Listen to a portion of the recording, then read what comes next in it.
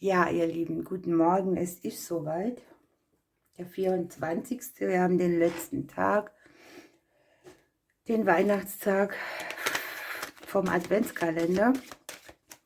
Ich habe hier zwei so kleine Laternen stehen. Hier ist ein Nikolaus drauf, hier ein Schneemann. Und ihr dürft euch hier eine Botschaft aussuchen für euren Weihnachtstag. Was wollte ich noch sagen? Ach ja, ich habe auf meinem großen Kanal einen Weihnachtsbrief eingestellt. Also das habe ich so gedreht wie den Brief vom Leben, aber halt jetzt in Form von der Weihnachtsbrief. Und falls ihr da vorbeischauen wollt, der kommt heute Abend um 19 Uhr. Natürlich seid ihr da wahrscheinlich alle beschäftigt. Ich sage es nur, das bleibt ja verfügbar, ne? Ja.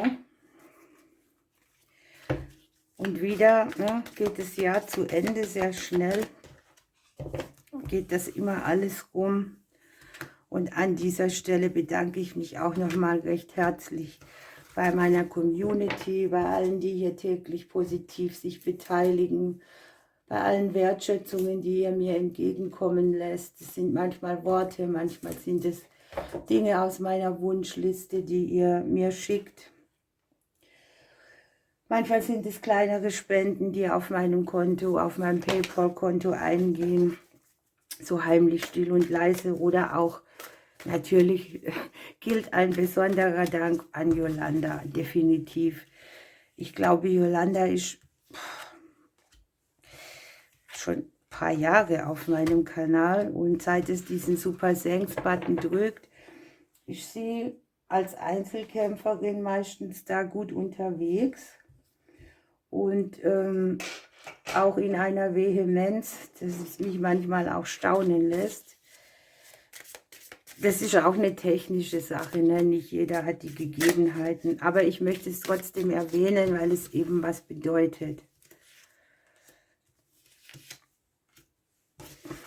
Ja, Janina muss ich noch erwähnen, oder Janina, da muss ich ein bisschen aufpassen. Janina. Ja, Nina ist die Astrologin, die mit mir zusammen Karten gestaltet hat, sodass ich das verwenden kann. Die macht mir übrigens auch diese schönen Vorschaubilder. Das macht sie mit einer künstlichen Intelligenz. Also, wenn ihr euch das anguckt, was da alles möglich ist, und das stellt sie mir dann halt zur Verfügung.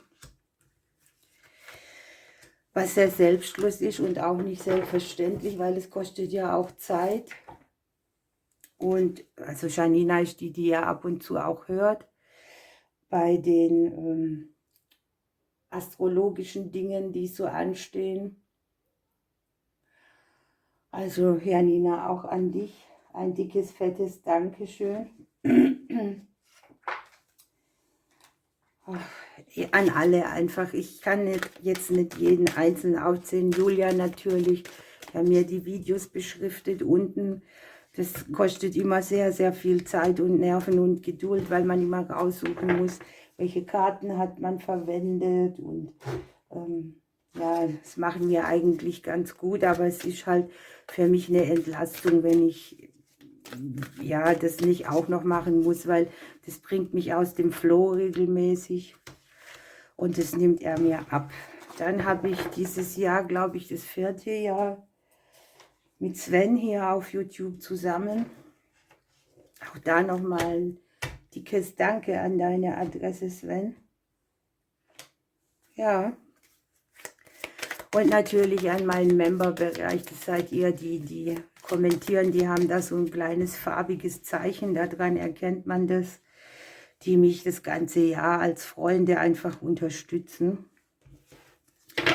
Im Member-Bereich auf meinem Hauptkanal ist es auch so, dass, sagt es mir schnell, dass ich da oft Videos reindrehe, die mal nur für die sind oder wo die vorab gucken können auch. So als kleines Dankeschön für die permanente Unterstützung. Das sind, glaube ich, auch die meisten schon jahrelang drin. Also mir ist es einfach wichtig, dass es nichts Kurzlebiges ist, sondern dass das immer wieder auch ein Ort ist, wo sich Leute treffen oder kennenlernen oder eben gemeinsam irgendwie mit mir in einem Boot sitzen. Ich würde jetzt mal sagen, wir lassen es dabei. Hier haben wir den Nikolaus, hier haben wir den Schneemann. Ich lege ein paar Karten aus für den Tag, fürs Kollektiv. Dann schauen wir die Botschaften an. Ja, danke einfach nochmal an alle, auch an Gerhard, Erwin und auch an alle, die ich jetzt vielleicht vergessen habe. Es tut mir leid. Also.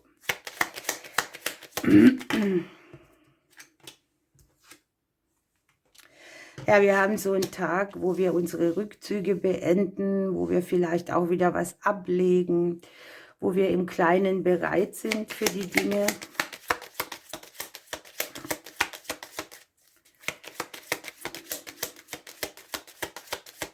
Letztes Jahr hatte ich an Weihnachten, war ich eine Stunde live oder sogar fast 2. Für alle, die alleine sind. Ich weiß es nicht, ob ich es dieses Jahr schaffe.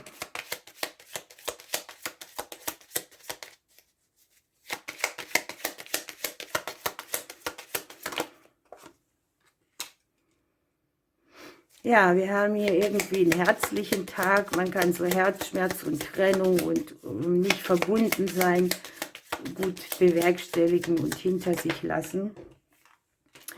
Klar, wir haben das Umfeld, das Haus dabei. Viele, weil ich das gerade so erwähnt habe. Es kann schon sein, dass die Botschaft auch an die geht, die sich Weihnachten alleine fühlen oder allein gelassen. Denn wir haben hier den Turm, das Haus. Möglicherweise kommen die Kinder nicht oder so irgendetwas. Zeigt hier eben eine gewisse Qualität auf. Aber ich habe das Gefühl, dass ihr auch relativ getragen durch den Tag kommt. Und euch mit eurem Dasein arrangiert. Vielleicht auch ein Tag, wo man die herzlichen Verbindungen einfach hinterfragt. Unten haben wir noch die Zeit, ne? Und wir haben hier auch, ich sag mal, nenne es mal, dass hier eine neue Zeit anbricht, das neue Jahr steht bevor. Es gibt wieder neue Wege, neue Veränderungen. Vielleicht liegen die hier zum Teil auch an vielen Dingen, die tragend sind. Wir haben den Herzensbereich, die Liebe, das Haus, die Umgebung und auch die Bindungen, die Verträge, die Beziehungen. Und irgendwie sieht mir das so aus, als würde sich etwas aus einem Mangel in eine gute Herzensqualität formatieren können.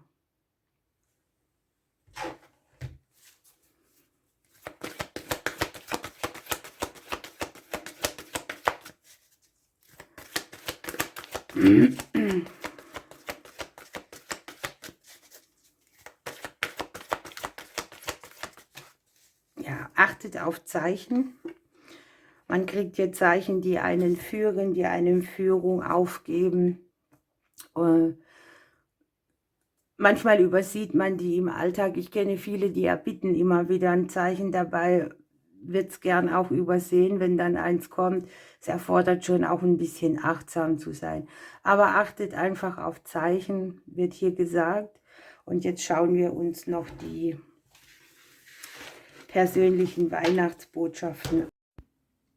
Ja, hier sind jetzt die 2 Stapel. Jetzt ist mir was ganz Dummes passiert. Ist während dem Filmen die Kamera ausgefatzt und ich habe es nicht gemerkt und gequatscht und gequatscht. Jetzt nochmal von vorne. Ich entscheide mich für den Weihnachtsmann und deshalb beginnen wir ja auch mit der Laterne vom Weihnachtsmann. Ich lege die Karten erstmal aus und dann schauen wir eben, was diese mitbringen.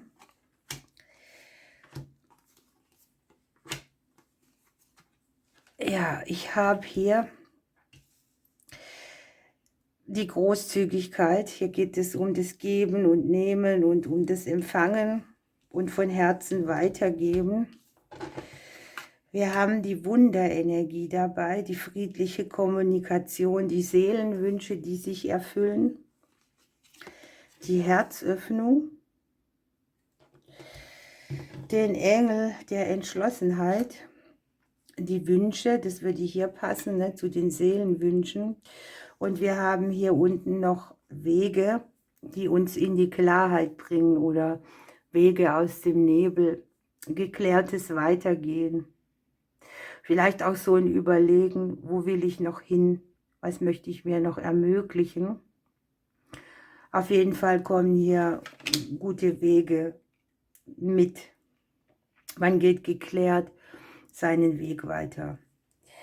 So, ihr habt mit dem Ahorn, oder wir haben mit dem Ahorn das Thema Großzügigkeit. Der Ahornbaum übersteht sehr vieles. Also er kann vielen Widrigkeiten der Natur gut entgegenstehen. Er überlebt und gedeiht, egal was um ihn rum ist. Und hier wird einfach gesagt, dass das, was man vom Herzen gibt, 10-fach zurückbekommt. Und dass man darüber nachdenkt, wann es Zeit für Empfangen ist und wann wiederum was weiterzugeben. Hier kommt einem die Erwartung ein bisschen in die Quere, dass man doch öfters mal das Gefühl hat, jemand müsste dankbarer sein oder so.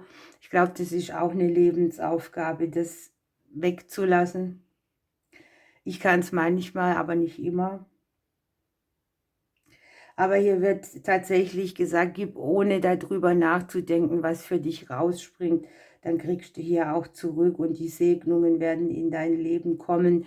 Die kosmische Fülle kann fließen und der Erfolg wird hier auch gedeihen, wenn man in diesem Fluss ist. Ne?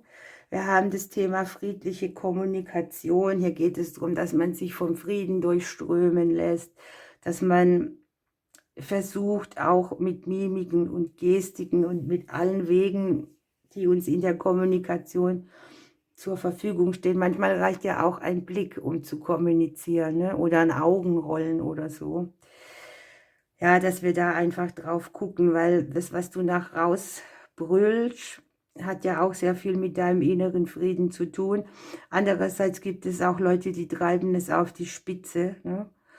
Und da kommt schon mal auch was raus, was eben nicht so friedlich ist. Und auch das hat für mich seine Berechtigung. Wir haben das Thema Musik. Hier ist es natürlich so, dass man über Musik sehr viel Schwingungsveränderung bringen kann. Vielleicht auch Herzöffnung. Ne? Man hört etwas, das Herz geht einem auf, Musik gibt Emotionen und so weiter. Und da scheint wohl eine bestimmte Botschaft für uns zu sein, entweder Musik zu machen, sich mit Musik zu umgeben oder vielleicht auch irgendwas zu hören in einem Lied, das einem irgendwas sagt. Ich hatte das schon oft.